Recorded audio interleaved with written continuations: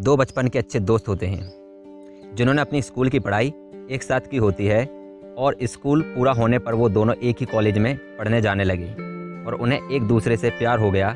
दोनों अच्छे boyfriend girlfriend थे। कॉलेज समाप्त हो गई और अब दोनों अलग अलग कंपनी में जॉब करने लगे, लेकिन अक्सर मिला करते थे। दिन बीतते गए। 3 सालों बाद एक दिन लड़के ने उस लड़की से कहा कि मेरे घर वाले अब शादी के लिए फोर्स कर रहे हैं, तो क्या हुआ, कर लो शादी।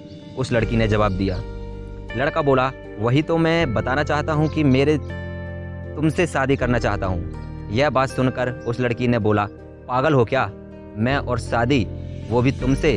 हाँ माना हम अच्छे दोस्त हैं, लेकिन शादी तुमसे करूँ? औकात देखी है तुमने अपनी। 14,000 की नौकरी करते हो, 26,000 सैलरी है मेरी, और तुम्हारे पास है क्या?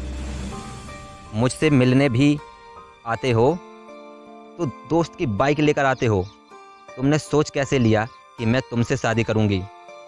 और हाँ, जिससे मेरी शादी की बात पक्की हुई है वह एक मल्टीनेशनल कंपनी में सुपरवाइज़र हैं। उसके अंडर में तुम जैसे सैकड़ों काम कर रहे हैं, समझे?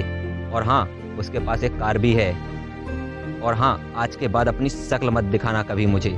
यह सब सुनकर उसे बहुत बुरा लगता है और वह चुपचाप वहाँ से अपने घर आता है और खुद को कमरे में बंद करके बहुत रोता है, चिल्लाता है। रात भर सोचता है कि अब कुछ करना है, अपनी अलग पहचान बनानी है। वह ठान लेता है और अगली सुबह जॉब पर जाता है और रिजाइन लेटर देकर शहर छोड़कर कहीं चला जाता है। 17 सालों बाद उनकी मुलाकात एक शॉपिंग मॉल में होती है, तो वह लड़की ही आवाज़ लगाकर उस लड़के को बुलाती है और कहती है, तुम नहीं बदलोगे कभी, वैसे के वैसे ही रहोगे तुम। इस मॉल में वर्कर हो, मेरे पति मैनेजर हैं इस मॉल में।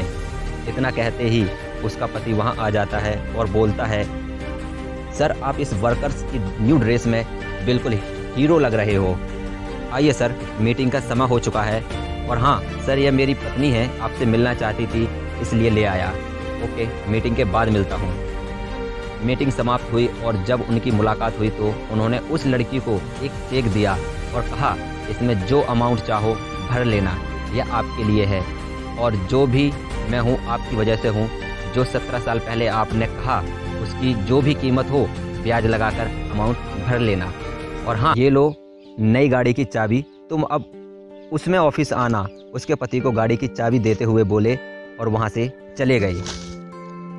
लड़की को बहुत पछतावा हुआ और शर्मिंदगी महसूस हुई। दोस्तों, अपनी ज़िंदगी में जो ठान लो उसे करके ही मानो।